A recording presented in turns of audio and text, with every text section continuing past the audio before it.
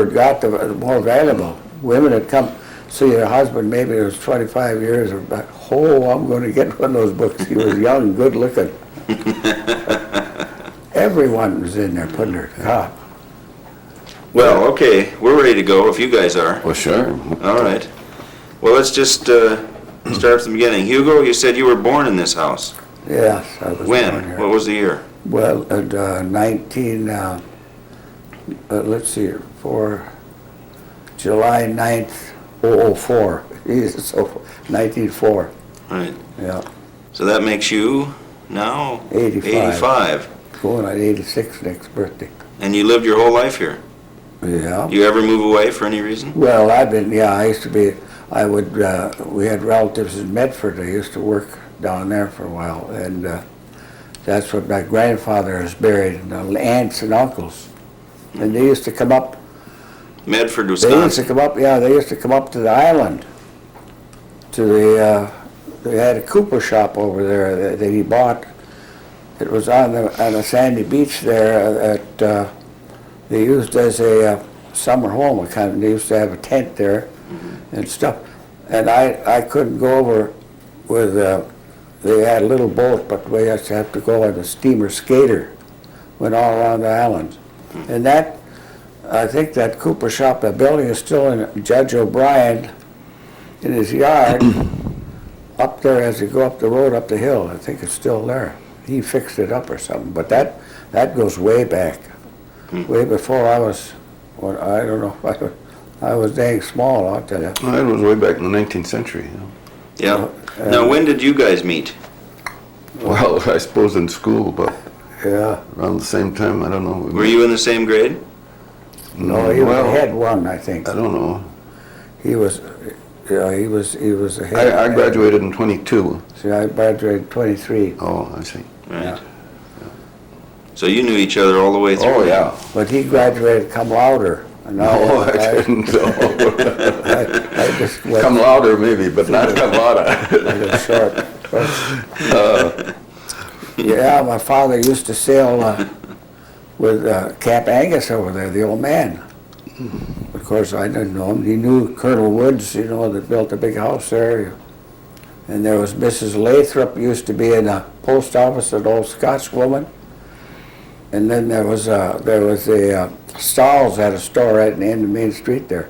But Mrs. Lathrop, I had an uncle that used to come up, and he was from Medford too, and he came up, and every time he come up, she'd say, "Is the young one married yet?" And by gosh, you know, finally he got married. He was 50 years old, and he spent his honeymoon over there. And that's a long, that goes way back. William, his name was. Now, Chick, you also were born in the house you live in now. Yeah. Well, that's unusual that two guys like you would stay in the same house Well, all there your are a lot of life. people born in their parents' homes. But to stay in their house the whole life. Yeah. Did you ever that's- think about leaving? Well, I spent a year in Minneapolis when I was a kid, just out of high school. And then I came back here. I had an interesting experience in Minneapolis because I was with an investment security firm for 6 months and You were.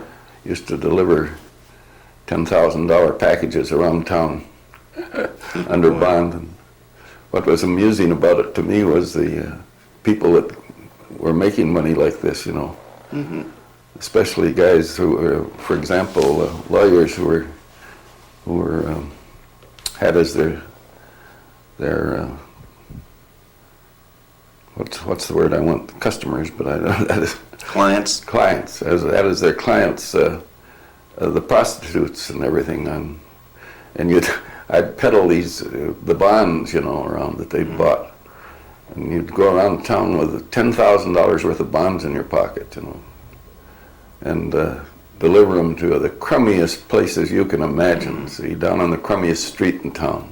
And these doctors, they were taking care of the prostitutes and so on. They were making money fast, but they didn't show it much. So why'd you come back? Well, I lost my job. Ah, Yeah, and it was a bum period. You know, the Twin Cities had their ups and downs quite a bit.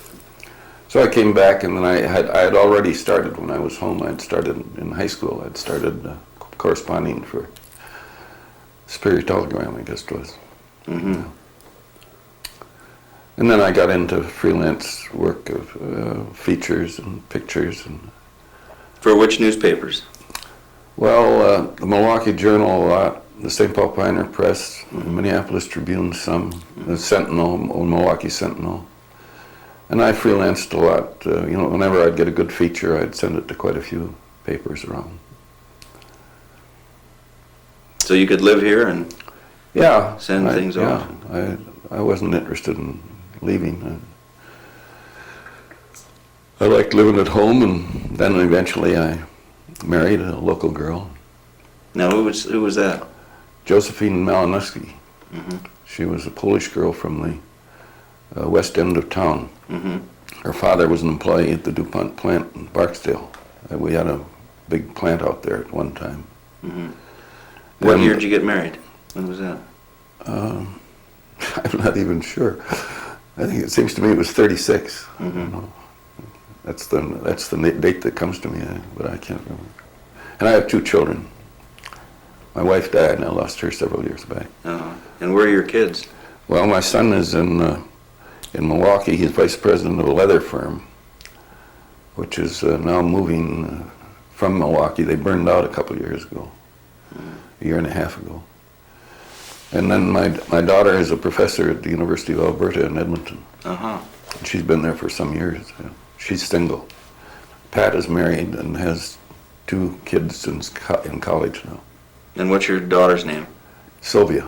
Uh-huh. That was my mother's name. So they both moved away Yeah. to pursue other things. Right, Yeah. right. Hugo, what about you? You get married? No. Never? No, I've been single. They said, people say, 85, you're not 85.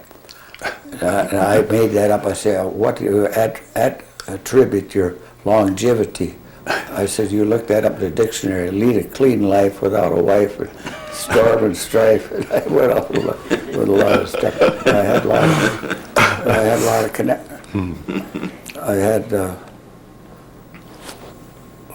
lot of gals, but But nobody caught you, huh? and there was some dandies, out west.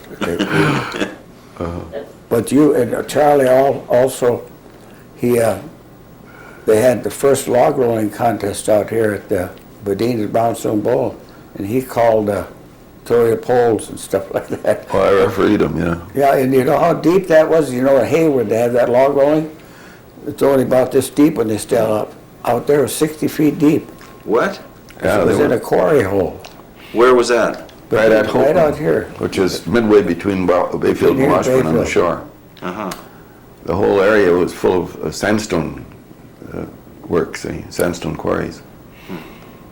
You'd be surprised. And what was the event like then? I mean, what? Oh, the log rolling? Yeah. Well, we had fellows from all over the Midwest, and occasionally one from Canada and the far west, because there was a log rolling out there. Then it had grown out there. It had actually been started here in the Middle West, and I don't think it even got started in the eastern timber regions. Back when the logging camps were Yeah, all right, over this country. right. Yeah. And of course, Wisconsin and Michigan were great logging states. So these log rollers came from all over the area, and they'd both hop on a log. The 2 contestants, see, there was a stripe in the middle of the log, and they'd hop on the log with caulked boots, caulked shoes, and they'd each have a long pole in his hand, and then I used to referee some of the stuff, and you'd say, hold the log, and they'd hold it still. Throw your poles, see? And then they'd throw their poles, and then they'd wrestle with each other by whirling the log and stopping it. See, the heavy man had much of an advantage because he could control the log. He could speed it his way, and then he could jump up in the air and come down and stop it cold. See, and the other guy would get wet. Oh. Now, what does it mean, throw the poles? Would they get rid of These them? poles, yeah, they'd throw them into the water. Oh, I see. So you couldn't have the poles in hand? No, So no. you're just out there with nothing? You're out there with just your feet, your cocked feet. And those logs would get chewed up, all chewed up, you know. Yeah. But they'd be good enough for several. And first one off is the encounters. loser. Yes. Right. I think we used to have 2 falls out of 3. Yeah. But 60 feet, there was Joe Madwell from the Indian from Odena, I think, and he fell and he couldn't swim. Lucky hung on the log. And he Yeah, had can the you hair, imagine a log roller who he couldn't had the swim? hair sisters. There was 2 sisters used to roll, 2 girls. Yeah, the Thompson girls from Harris, weren't they? the Harris too. Yeah. Yeah. Oh. Thompson girls were from up in Minnesota, I think. The Harris were local girls. They took it up. Were they good? Oh, very good. Bet.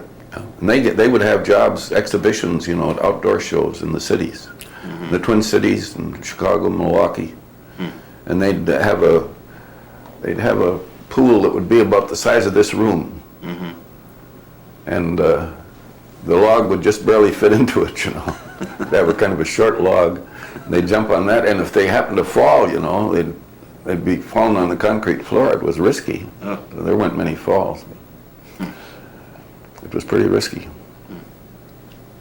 Now, Hugo, back to you on the, you told me was it your father that started the hardware store here? Oh, yeah. Yes, And then you ran that after him, is that? Well, I was there, but I had a brother there. I was there for a short time, yeah. I ran it somewhat, and he was, in 1884, he was in Medford with my aunt, Schultz. It was Schultz Ungrodt Hardware. Then they came up here in 1886 and started. So you didn't run the store, you didn't, Well, I was there I worked there all the time, but I didn't really run it too much. Not very much. Now Paul, his 3 kids now, they bought it there, and one of them's out west and the other one's Ann Arbor, and Bobby lives up here. They're folks, these are your nephews? yeah, they moved up here from Ypsilanti, Michigan. He was Chamber of Commerce, the head of the Chamber of Commerce in Ypsilanti, Paul, many years. And of course, he's about 89 now, and he's up the rest of them now. He's doing fairly well. He was Washburn's boy mayor. Yeah. Is that right? Yeah, he was elected mayor of the city when he was just about 23, wasn't he? You have Yeah. pictures all over the papers, all over the country. So you did a feature on that? Oh, yes. Yeah, I guess so. I self-syndicated it. Went the papers all over. Well, you tell them about when Washburn was,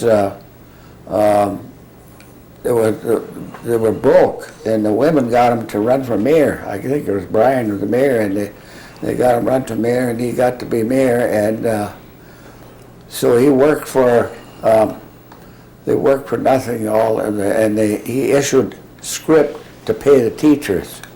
Ah. And they got the thing out of the hole. I don't know how long he was, maybe a couple of years he was Oh, there. yeah, it took a couple of years. Yeah, but he really, his pictures, we got some of his pictures, that goes way back, 23.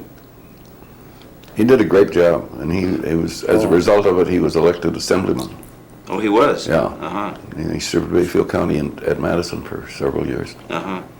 Now, Chick, you said earlier that you spent a lot of time in Bayfield, Yeah. going up yeah. there. Tell us some things remember about those, what drew you up there, some of the things that happened, some of the things you Doug Knight covered. down at the cannery. Oh, yeah. Yeah, Doug Knight and, Doug Knight, did you ever hear of him? Who? Doug Knight? Doug Knight. Well, I know the name Knight, but I don't know. Well, he was a remarkable man. He went to the University of Wisconsin, was very popular there. He was main guy on the baseball team. He was a pitcher, handsome fellow. All the girls fell in love with him, and he just did a great job at the University of Wisconsin, and so he became noted all over. He was on their football team, I guess, and he was on their baseball. He was the head of the baseball team. That's Then he their, came back to Bayfield, his hometown, and that's his house we were in last night, yeah, Right. Doug. Yeah. and he and Joe O'Malley, the banker, were an inseparable pair. Can I tell you a story about? Yeah. Oh, well, Doug was very popular with the people at Madison, and he got quite notable, and he came back to Bayfield, and now I'm getting ahead of my story and I'm losing it. I was going to tell you a story about his. Oh, one night the telephone rang, and Joe O'Malley and Doug were down at the local tavern, and they had been in the bar room, and it got so full of people that they left the group, and they went up the stairs, and in the darkness they were sitting there together, and he was telling Joe this story about his bringing a Japanese ball team to America, the first time it ever happened. And he had made such a hit with the Japs that they invited him over there, and he went over and he played with the team over there. And then he brought this team to this country, and he had made a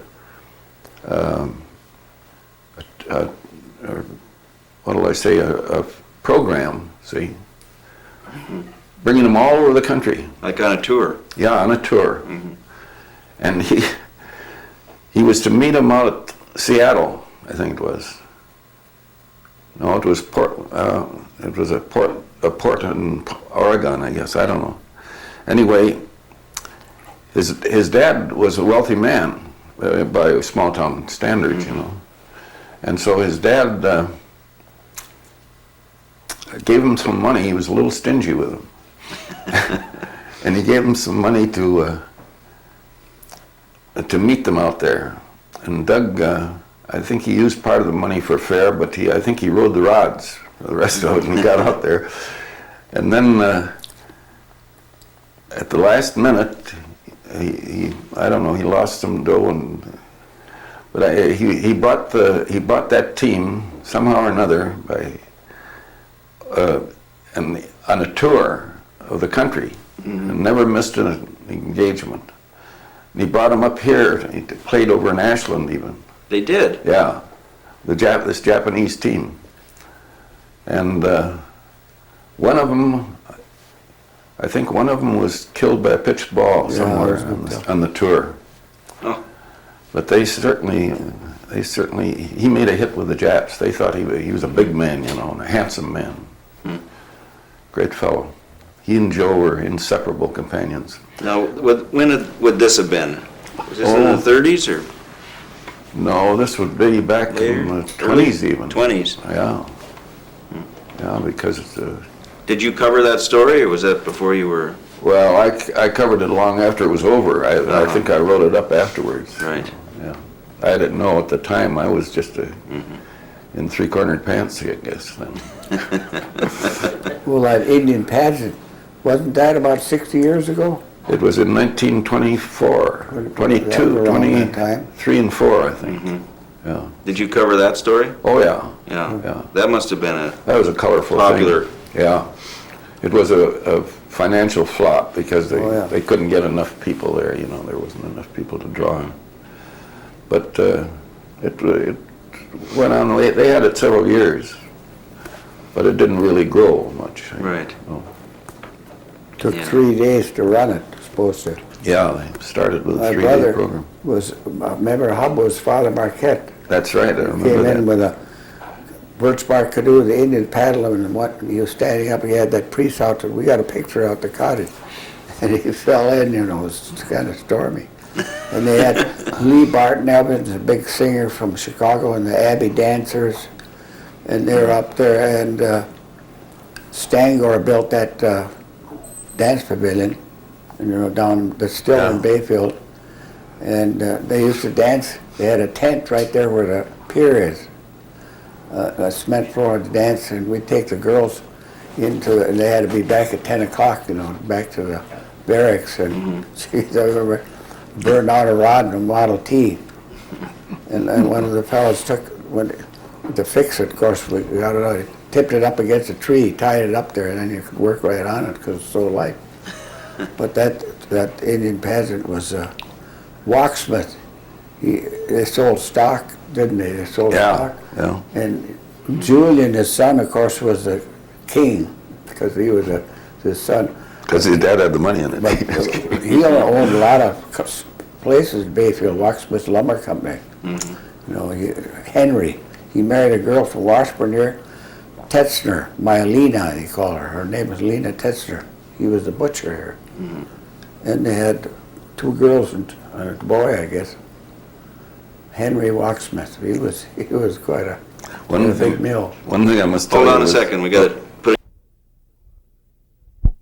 They never plowed the road by train. We'd go on the ice and we'd get a couple of planks from Locksmith's lumber yard for the cracks. There were cracks there to get up there. That's how we went to Bayfield. Like Saxon now, that's an old car. Now, whose car was it? Rummel, well, he had a Saxon. It was an open car, you know, they just had a top and everything. That was way back when. Way back in the 20s. And we go on the ice up there. And then sometimes they would, You go on the ice. What do you mean? well, when it was Drive on the winter ice. time, that's the only way you could get up to Bayfield. From Washburn. Well, yeah, the roads, unless you went horse and buggy or something, or to sleigh. There was no the snow train. removal at all. They had 7 trains each way.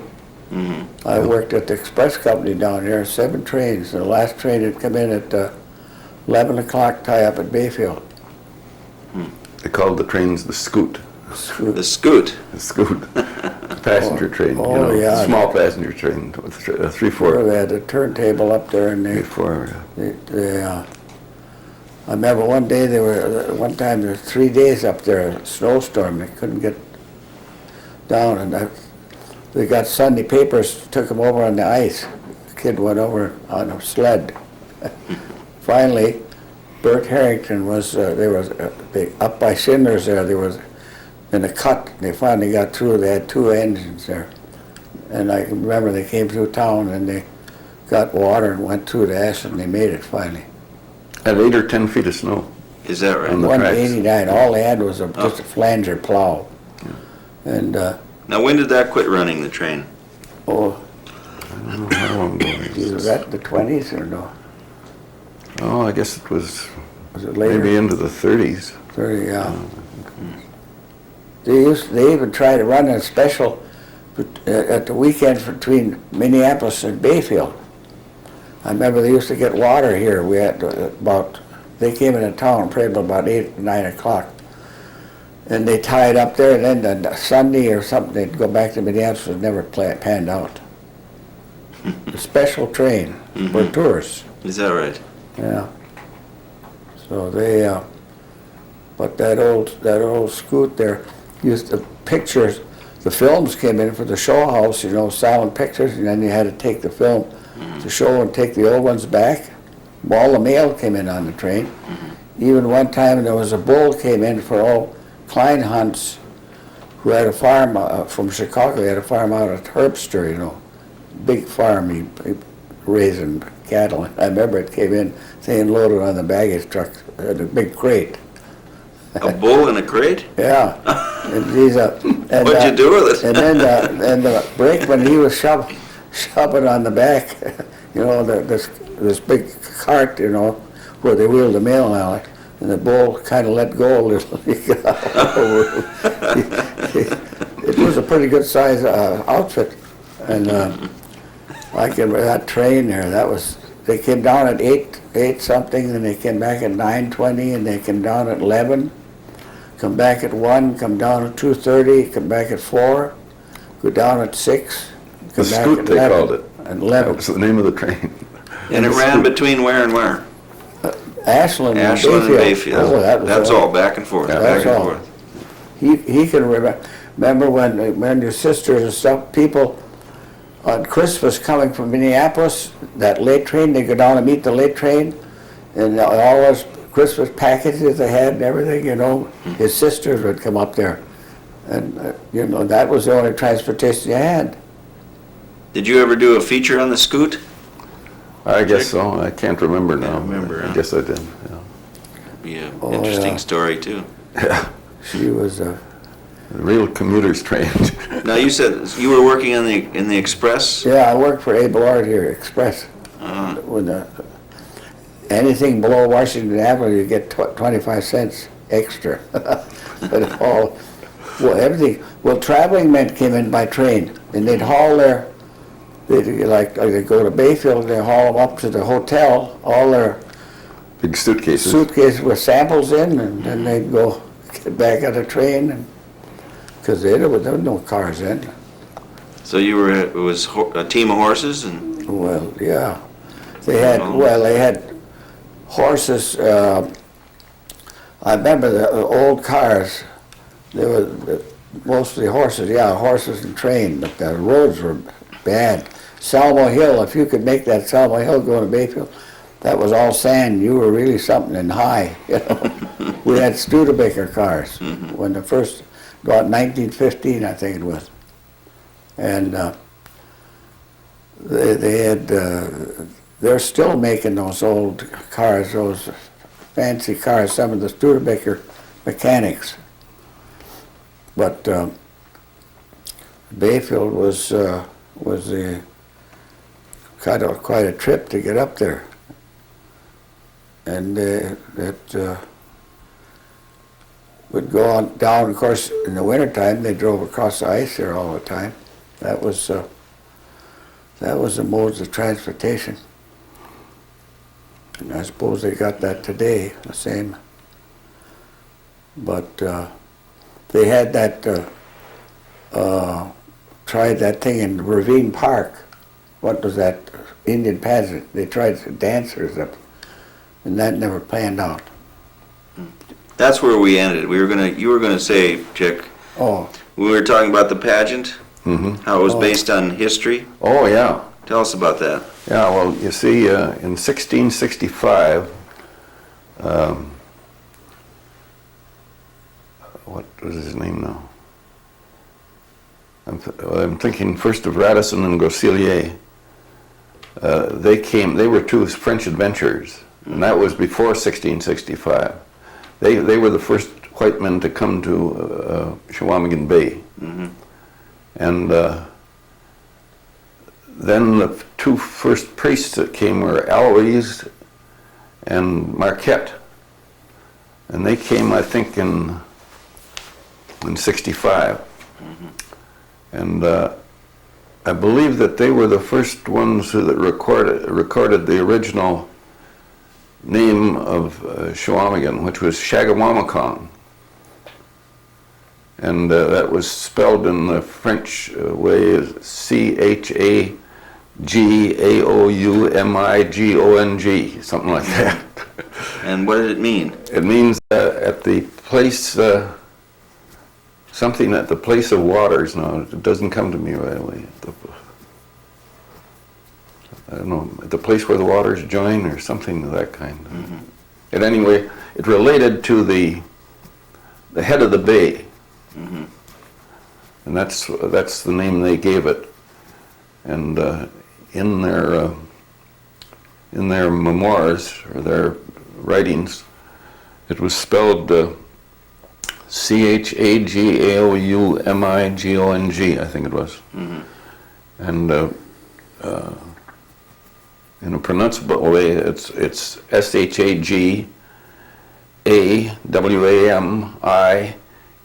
Shagawamikong, Shagawamakon. And they were the first white men in this area. Radisson and Groseilliers were, and then they were followed by Marquette and what was the other name? Aloys. Right. The name Aloys still persists up in the Superior area. What does it apply? street named after. Yeah, street Or there. Yeah. no, the section of town.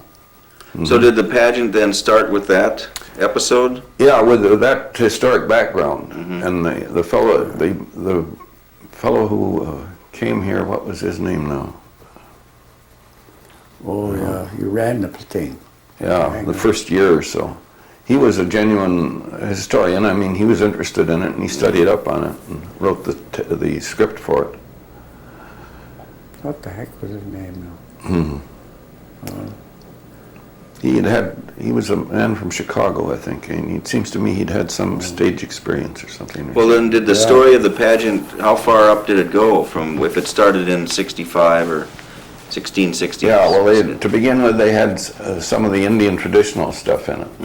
And then they had the arrival of the first white men. Right.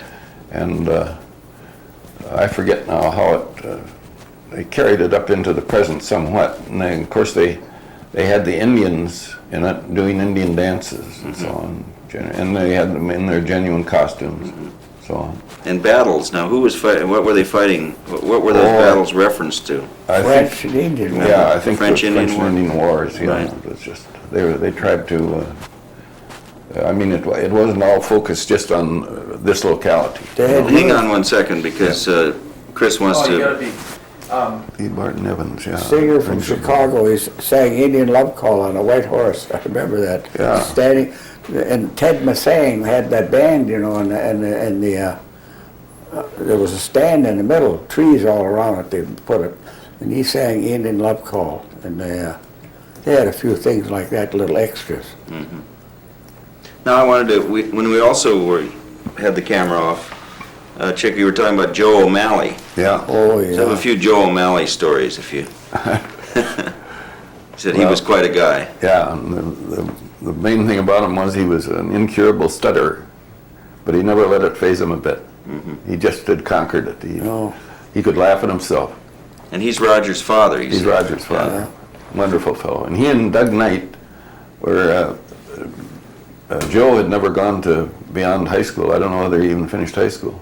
But Doug Knight had gone to the University of Wisconsin. And they became inseparable companions. They drank together and they played together and had a whale of a time all the time. And everybody who knew them, you know, enjoyed them. Wonderful pair. Was Doug Knight the first apple orchard for the bank up over the hill? Yeah, his father had orchard. John Knight, I think his name was. And he had an uncle in Ashland who was a very prominent man there. Is that the Knight Hotel? The Knight there? Hotel. They Yeah, had the Knight Hotel. It was a Yeah. big hotel.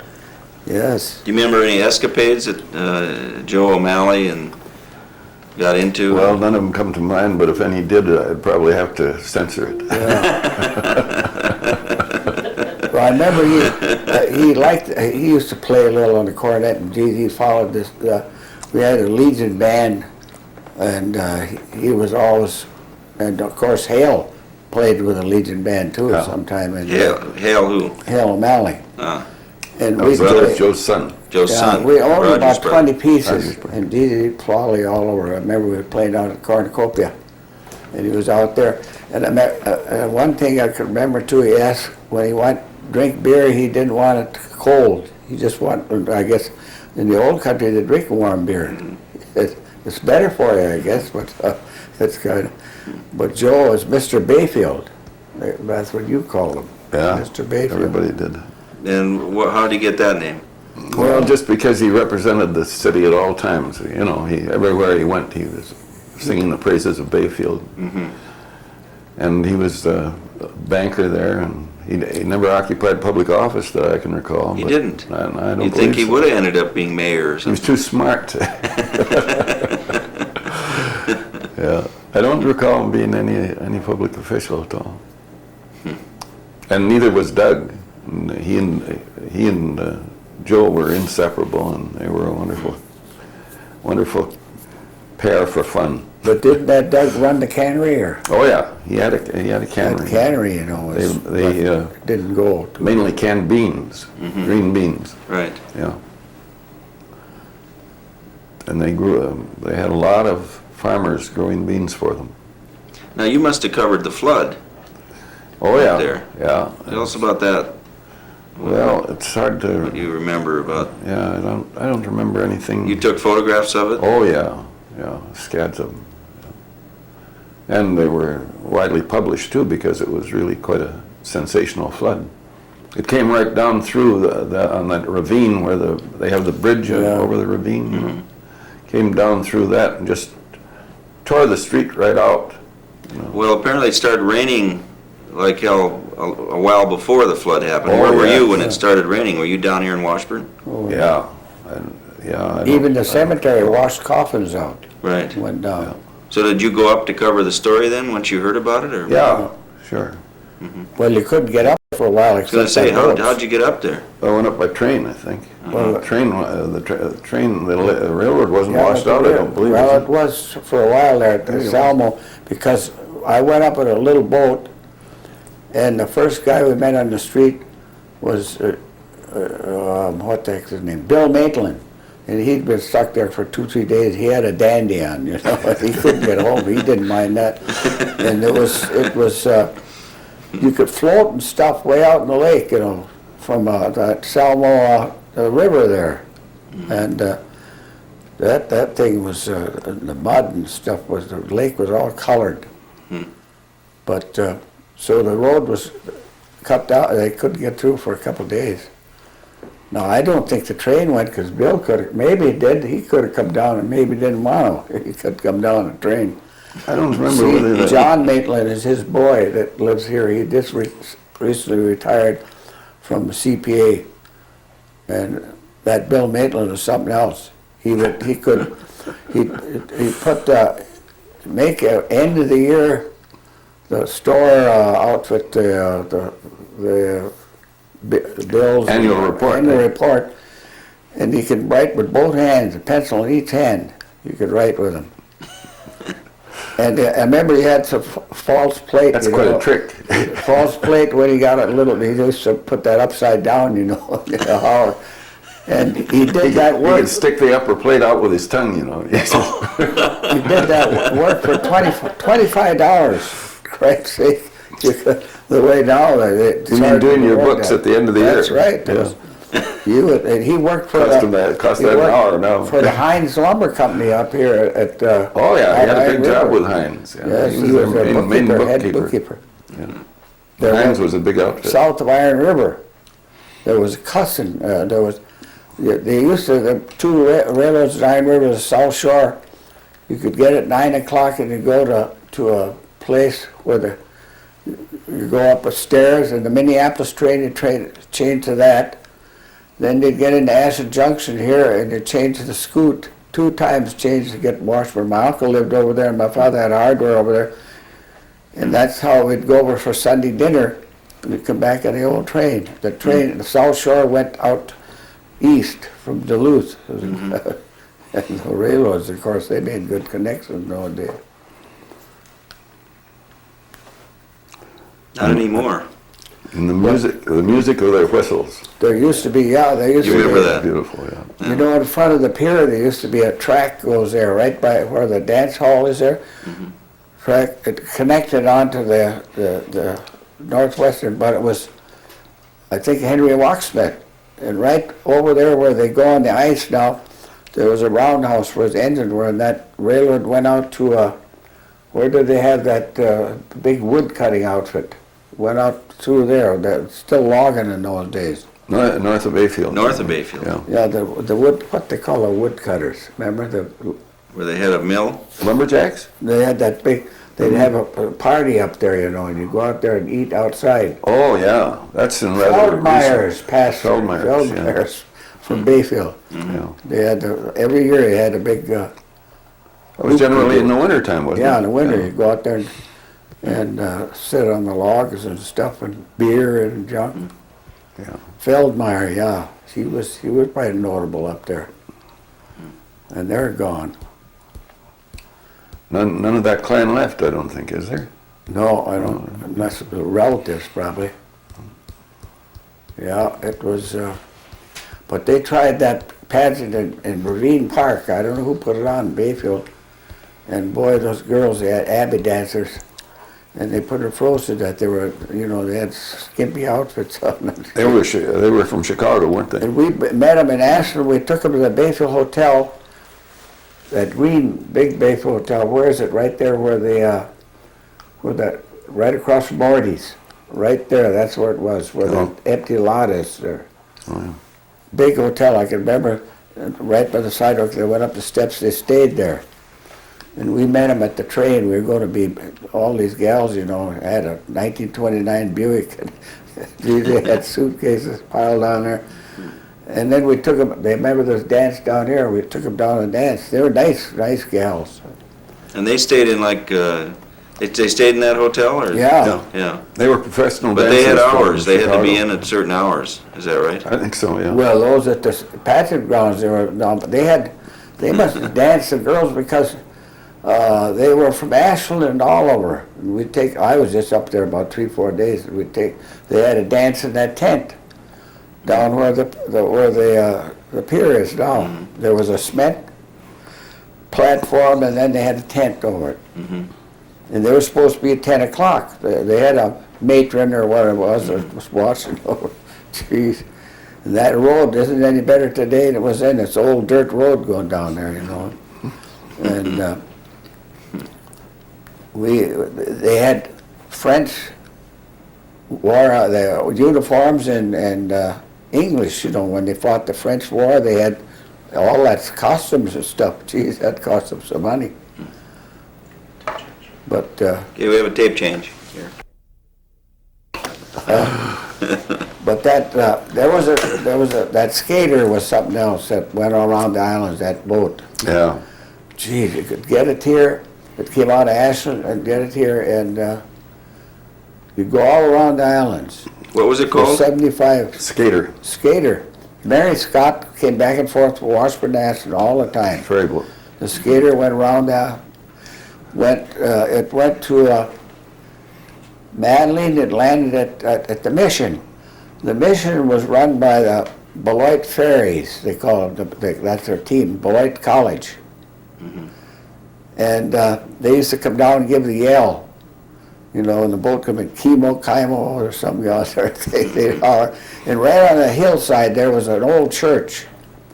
That bugger, if they should have kept that blew down. It was all lined with birch bark, and it had It was the oldest church in Wisconsin. It had an old Bible there, and instead of bracing it up, and it was just weather-beaten wood and a tower. It finally, wind blew it down. They should have braced it up, you know. Where did that sit compared to?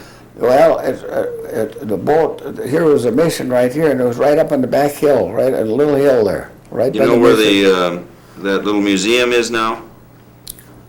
Where was it in relationship to that? Well, that's at La Pointe. This is at the Mission. And where was the Mission? Mission is where that clubhouse is. What's the Oh, down, and the clubhouse is up at the hill there, too. further down the shore? Yeah. That building I was see. moved to La Pointe, and it's the post office now, part of the building. They used to have weekends dances, and they had dunes in the summertime. But this old church, it was old. I remember we'd go in there once in a while, but finally, I don't know, it must have been. And it seemed to me those Indian cemeteries, they're kind of falling to pieces, but Yeah, they are. right in the road, the chief was buried separate, and his grave was over at it wasn't, here's the Indian cemetery, it was over farther, right by the highway. It was all alone. The chief, I guess, was always buried alone or something. I can remember, that's a long time ago. Yeah. And that's why they didn't want to. So did you guys get over to the island quite a lot, Madeline? Well, we had that place. We had a boat down here with one-cylinder gray motor that they used to go over there. But just a little boat. But I had to go on the skater because we were too small. You know, the goddamn thing. Half the time it wouldn't run, and we'd get over there. And the relatives always came up. Even before my time, we get pictures of them where they had a tent in back of that old shop, and some stayed in the tent. And that Cooper shop, I remember, had a stairway going up, and upstairs, I suppose they put material up there or something. And you could, at night, if you're sleeping at night, I remember, people had cows. You could hear the cowbells. They were grazing at night. There were some farms over there. Yeah, And they had Sunny Slope. There was a place, you'd go up and on a bench, and then Sunny Slope would go up towards, on that end facing Bayfield on the island, all along those places. They called it Sunny Slope. But Lee Russell, right, he had had Beach Club. He had a nice, he had baseball team over there. He was a barber in Superior. He was. Wasn't he with a major league at one time? Yeah. Hey, they had a major league man up there in uniform for a couple days. I forget his name. One of them. He had his fancy uniform. Lee had him up there, and but he had wonderful fish dinners. Right. You'd call up and say, well, we want to come over. We come over for fish. Maybe we're going to lock up. Who are you? Ungrodt. We'll be ready. He says, we'll be ready. Was Lee the one who was, what was I going to ask now? He had, He's a barber. he was a barber, and then he had a restaurant or some kind of a food Beach place. Club. Beach Club, yeah. Oh, the same beach club there. He built that. He turned over his grave. He saw it now. They got the jute box and stuff. And at the last there, I remember he was going to marry. Let's see, his undertaker's wife is from Superior. I remember he asked, "Do you think I should get married?" "Oh, sure." I said, "Geez, you know, he was pretty old then too." By gosh, about 2 weeks after that, he passed away. But that beach club was quite a place. Well, was he a major leaguer? Seems to me he was. Lee Russell? He might have been. I don't know. I haven't heard. He just had Seems that. to me he was a major leaguer. I don't know. I remember we went, the band, they hired a steamer, some steamer here that this Miller from Bayfield was a captain.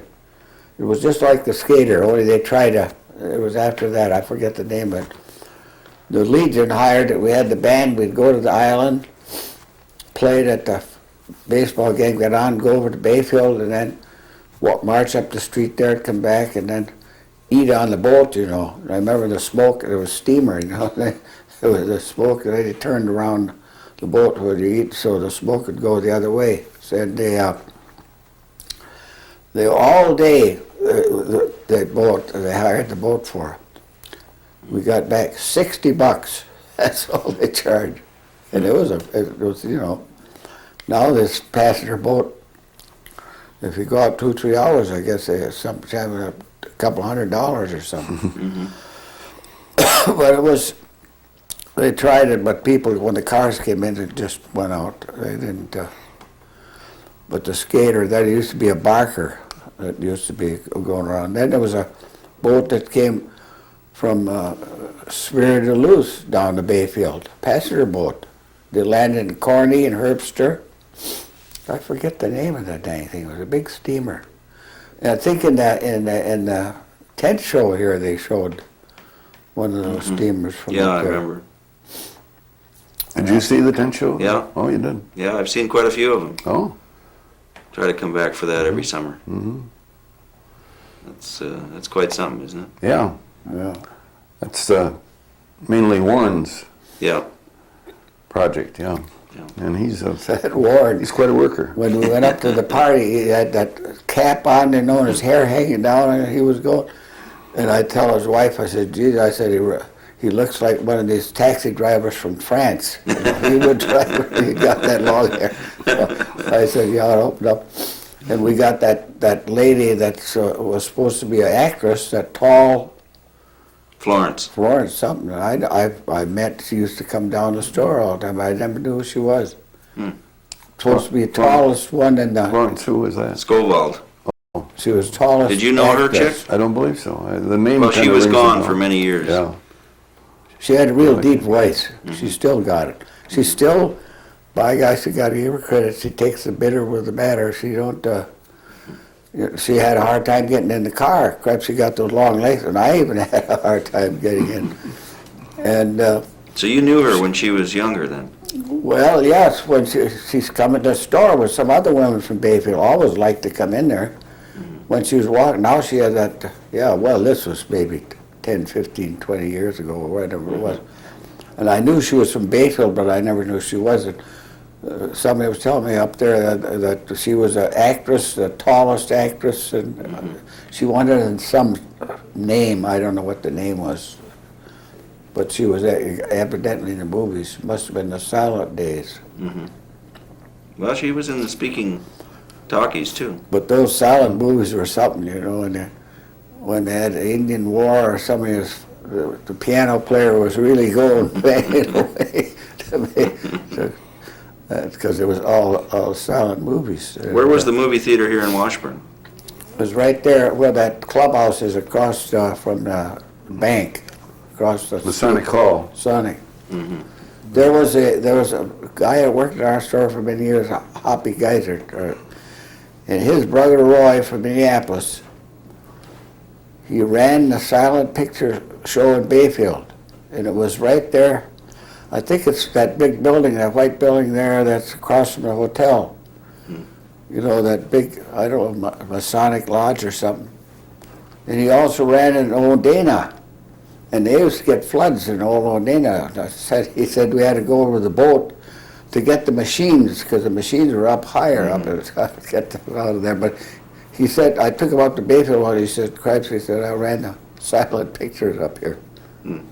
So that's... And who was that? You remember? His name was Roy Geiser, and Otto Geiser worked at our store in 1914. He went to the war in 1918 war. He didn't come back with his regular contingent. I don't know, he had the French itch or some dang thing. And finally he came back. He got into New York City and he had to wire home for money. I guess they only got about $20 a month or something. So he came back and started working at the store again. He worked in the store there till, about 10, 15 years ago. All those years he worked there. And his father was he had a saloon here many years ago. And his uncle had a saloon too. They were telling about, I don't remember, he had a monkey in there they were telling about. And then he had one in Park Falls too. But they're old family. But he was a dedicated man, I'll tell you. He stayed in that store. He never married all those years. And, you know, they didn't get too much either. Now, how come you guys never left this area? Oh, crap, so this is God's country up here. Yes. Well, what is it that you like about it? Well, because it's mostly like the drinking water. You can't beat it. Fresh air, no traffic. You know all the people. You know, I've been around. We went out to the park, the national park, and all that, where those fountains are out there at the Yellowstone? Yellowstone, correct. Old Faithful was supposed to erupt colder than heck. You stand behind a hill, right tree, maybe it come up. I said, stay out once, that's enough. The Four Faces up here, all the people, strangers come up here. There's a woman who works in the store. She lives in Bayfield. And they just moved here last summer, retired and moved up here. Well, the peace and the quiet, the traffic too, you ain't got the traffic. And look at those islands there and all that stuff. It's something to live here. And there are more people retiring and coming up. He's our Chamber of Commerce spokesman. Yes. Well, no, and it ain't too bad in the wintertime. Cheerleader. You get people all holler, I don't want this, I'm going south or something. It's too cold up here. I said, too cold. You should have been here. When in this house here, when my father, we had a furnace that they fired with wood, hardwood. You got it from the farmers. The farmer didn't have any money, and you had to take some wood from it. And you can imagine in the morning, that dang fire was out, and she was cold. He had to get up. I can remember we were up in a folding bed. They had folding beds that you'd fold up in by the wall, and then it looked like they had handles on it. It looked like the drawers. Uh-huh. And the springs were those. They're awful. Those springs. And then you had to go out and feed the horses. We had a horse and a pony. And in the winter time, I'd give them a hot bran mash, to warm them up a little. Behind the house here, in that Right in that in barn. that barn there. Yeah. And then summertime, he had a garden. My gosh, so they worked those days, and the stores were open on Sunday too.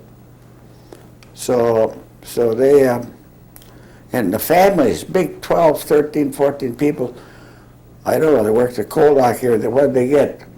$5 a day or what? They didn't get nothing. And how the women figured out how many were there in the Schultz family? 16, I think, or 18, 16. On an anniversary, I got a picture of them. Oh, you did? Yeah, and it went all over the country. They were standing in a row, you wouldn't believe it. And all of them alive? All of them healthy and alive, Yeah, the Great kids family. in town here had some. Most of them still alive. One of the girls worked here, helped my mother. And we had the wood range that we had here is out the cottage now, Monarch Malibu, Beaver Dam. There was a stove, but my father is made of malleable iron, and he used to demonstrate, he'd take the lids, bang them together, he'd jump on the oven door, you could put the oven door down, and the oven was all hand riveted. And those stoves were something else. If you bought it the last there, you'd have to pay $1,000 for one, but I remember we sold some of them $69.95. but they had the weight where you wanted, that's in the firebox. The lids were so thin, you could light a match on the malleable iron, strong, you could feel the heat there. Where cast iron stoves had putty in between the joints. Expansion, contraction, and let air in there, and then they wouldn't bake anymore. But the malleable thing was riveted, hand riveted. Unless you burn a hole in it, it stayed the same. Then they finally went bankrupt here about 8-10 years ago. Beaver Dam, the union kind of bust them up, but they're old. They're old company. DuPont sold them a carload of round oak stoves. Ranges. All these houses up there, they're still here. They had wood ranges in them, small kitchens. And those, Carlo round oak, they were malleable too.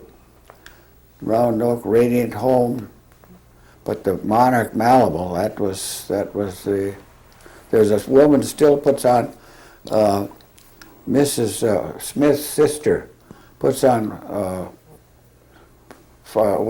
suppers. She had one the other day down here at the senior citizen. She does all her cooking on a wood range.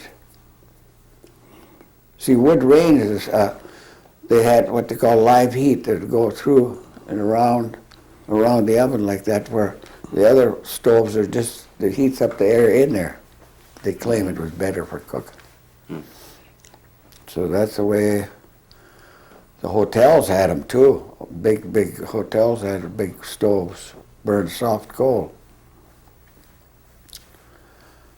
Well, Chick, do you remember any other stories that you covered up in Bayfield that went out in the wires? I'm trying to think now. Special Bayfield, ones? Yeah. Oh, I know there were several, but I can't. We had.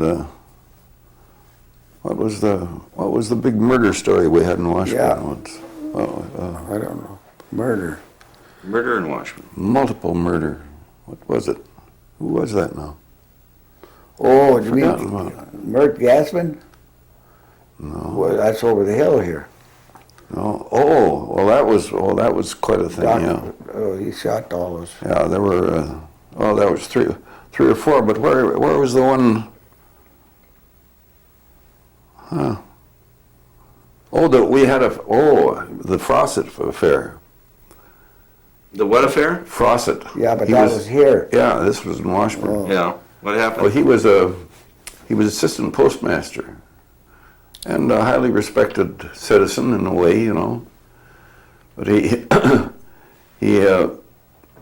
at a picnic of postal workers downstate somewhere, he met a woman who was around his age, and they were already past middle age, I think.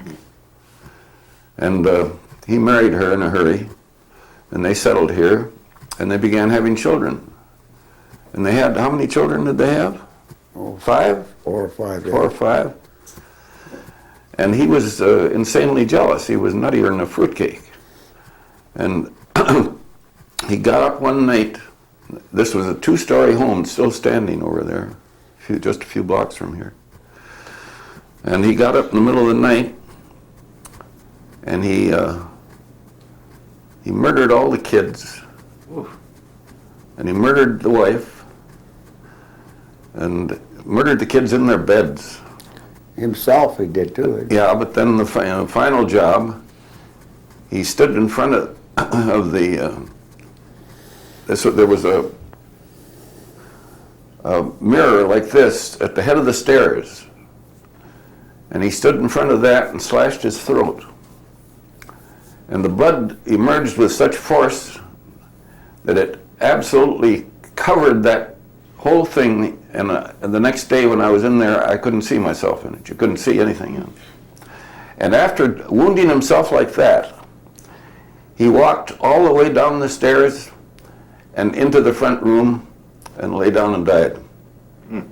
And you talk about, the bloodiest story anybody ever covered. I mean, there was, how many kids? There must have been 5 or 6 kids and his wife and himself. What a grisly scene to come on to. Oh, gee. And you had to cover it as a news story. Yeah, but I wasn't there until they had removed but then they let me in, and in fact, I guess I got some pictures, some of the inside. They were too gory to use. But that one, of course, went all over the country. That was the roughest story ever. But we had some other multiple murders too. Gang over the hill, 3-4 guys. No, there was. That Moon girl I see was at the party. They're an old family in Bayfield. She works at Ruth Moon.